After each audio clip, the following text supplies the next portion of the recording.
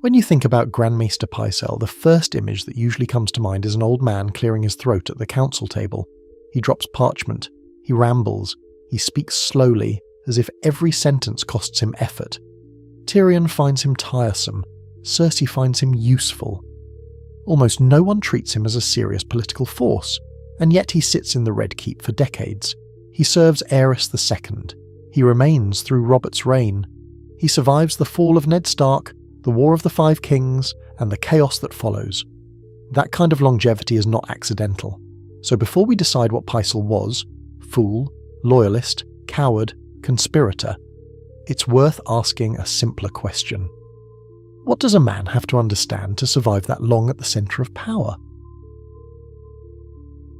Hello everyone, and welcome to Storyteller's Codex. Here we delve deep into the rich lore of the Lord of the Rings, a song of ice and fire, and the vast worlds beyond. So sit back, relax, and enjoy.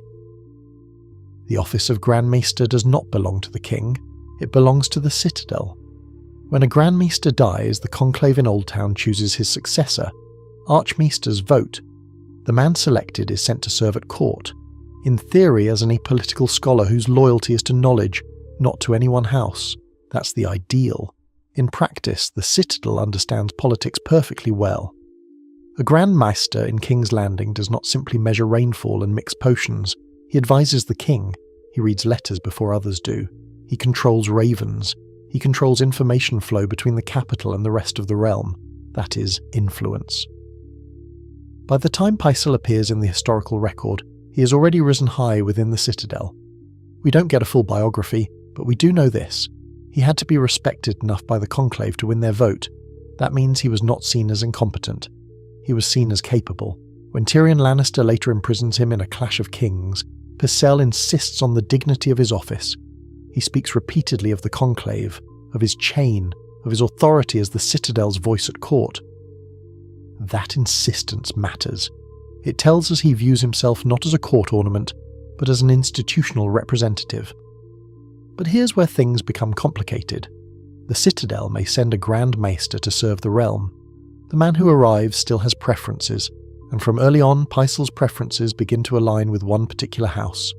We see the clearest evidence of that alignment during the final days of Aerys II, and that's where we need to look next. The clearest early indication of Pycelle's political instincts comes during the final days of Aerys II. By then, the relationship between Aerys and Tywin Lannister has fractured. Suspicion dominates the court. Aerys distrusts powerful lords. Tywin waits outside the capital with an army. When the Lannister host arrives at the gates of King's Landing, the decision is immediate and dangerous. Admit them or prepare for siege. Jaime later recalls this moment in A Storm of Swords. Varys urges caution. He warns against opening the gates. The risk is obvious. The Grand Maester takes the opposite position. He argues that Tywin can be trusted, that the Hand would not betray the city, that resistance is unnecessary. Aerys accepts that counsel. Whether this was misjudgment or calculation is difficult to know. What is clear is that the advice aligned with Lannister interests at the most critical possible moment. The sack follows. The dynasty falls. The political order shifts overnight. And yet when the smoke clears, the office of Grand Maester does not change hands. That fact alone suggests careful positioning. When Robert Baratheon claims the Iron Throne, the realm enters a different kind of instability. The war is over, but loyalties remain unsettled.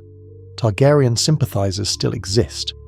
Powerful houses must be balanced carefully. The new king prefers hunting to governance. In that atmosphere, continuity carries value. The Grand Maester represents the Citadel and by extension institutional stability. Removing him would send a signal that the new regime intended to sever ties with Old Town. That would be unnecessary friction. So the old structure continues into the new reign. During Robert's rule, the council chambers grow louder and less disciplined. Financial excess becomes normal. Political questions are often deferred. In that environment, measured voices seem less threatening. When Ned Stark begins asking questions about Jon Arryn's death, the answers he receives are cautious. Information is provided but not volunteered. Nothing overtly partisan, nothing reckless. The alignment with Lannister interests does not vanish under Robert's reign. it simply becomes less visible. And that subtlety is part of the pattern. The image of Pycelle as a harmless old scholar collapses in A Clash of Kings. Up to that point, Tyrion has tolerated him as part of the furniture of the small council, irritating, biased, but physically weak. The cough, the trembling hands, the slow shuffle. It all reinforces the impression of age overtaking usefulness. Then Tyrion removes the illusion. He has Pycelle arrested and confined. In his cell, stripped of robes and chains, the Grand Maester sheds the performance. The tremor fades, the voice steadies, the back straightens. The text makes the shift unmistakable. Tyrion observes that the weakness had been exaggerated. The doddering act had been cultivated. That discovery reframes everything that came before. If the frailty was a mask, then the years of being underestimated were not accidental. They were chosen. In council meetings, speaking slowly meant others spoke more freely. Appearing confused meant sharper men ignored him. Being treated as a relic meant fewer suspected calculations. The Citadel trained him as a scholar. King's Landing trained him as a survivor, and the mask allowed both to coexist. Once the illusion of harmlessness falls away, the pattern of alignment becomes harder to ignore. Under Aerys, advice favoured Tywin Lannister at a decisive moment. Under Robert, influence at court tilts steadily towards Cersei and her family. When Tyrion tests the small council by feeding each member different false information, Myrcella to Dorne, to the Vale, to Casterly Rock, it is Cersei who responds to the version given only to the Grand Maester. That scene in A Clash of Kings confirms what had been suspected. Private council deliberations are being relayed directly to the Queen. Confronted with the accusation, Pycelle does not deny his loyalty. He defends it. He insists that House Lannister has been the realm's shield and strength. He speaks of Tywin's wisdom. The language is not neutral. What matters here is not simple favouritism. It is calculation. Aligning with the Lannisters during Robert's reign meant aligning with the most powerful house in the realm. Their wealth underwrote the crown's debt. Their armies secured the throne. Their influence dominated the court. For a man whose survival depends on remaining near power, that is the safer current to follow. Whether the Citadel approved of that alignment is another question entirely, but within King's Landing it proved effective. One of the clearest windows into Pycelle's political behaviour comes when Tyrion decides to test the small council. In A Clash of Kings, Tyrion quietly feeds 3 different versions of the same plan to 3 different councillors. One version goes to Varys, another to Peter Baelish, the third to the Grand Maester. Each version names a different destination for Princess Myrcella. When Cersei confronts Tyrion with outrage over sending Myrcella to Dorne, the exact version shared only with Pycelle, the pattern becomes undeniable. The leak is identified without spectacle. No confession is necessary. The information reveals itself. Tyrion has the Grand Maester arrested and stripped of his chains. What makes that moment significant is not the imprisonment itself, it's the exposure. Up to this point, Pycelle could plausibly claim neutrality, a servant of the realm answering to the Citadel. But relaying private council matters to Cersei without informing the hand crosses a clear boundary. And when confronted, he does not defend himself by appealing to institutional duty. He appeals to loyalty. That distinction matters, because it shows that the alignment with House Lannister is not incidental. It is chosen.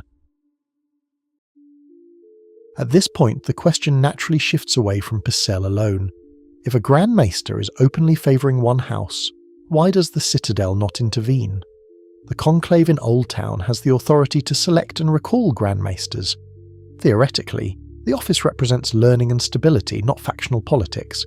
Yet there is no sign of recall, no message from Old Town expressing concern, no disciplinary action. That absence can be interpreted in several ways. Perhaps the Citadel values continuity over purity. Removing a Grand Maester during a war might destabilise the realm further. Perhaps the Conclave understands that every court is political, and that complete neutrality is impossible. Or perhaps Pycelle's loyalty aligns with what Old Town itself considers stable, the preservation of order under the strongest house. The text does not provide a direct answer. What it does show is that even after imprisonment, Pycelle is eventually restored to his office. He reappears on the council, the chain is returned. The position resumes as though the interruption were temporary. That kind of reinstatement suggests that whatever faults were exposed, they were not considered disqualifying, and that tells us something about how power actually functions in Westeros, and how much room exists between ideal duty and practical survival. By the time Kevan Lannister assumes effective control of the government in A Dance with Dragons, the realm is exhausted. Cersei has been arrested. The Tyrell alliance is strained. The Faith militant has rearmed itself. The court has become a place of faction rather than governance. Kevan's approach is different. He moves quietly.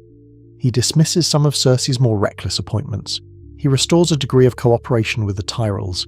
He attempts to bring the machinery of rule back into alignment. Through all of this, the Grand Maester remains in place. There is no dramatic repositioning, no sudden shift in tone. Advice is offered in measured terms, letters are read, ravens are sent.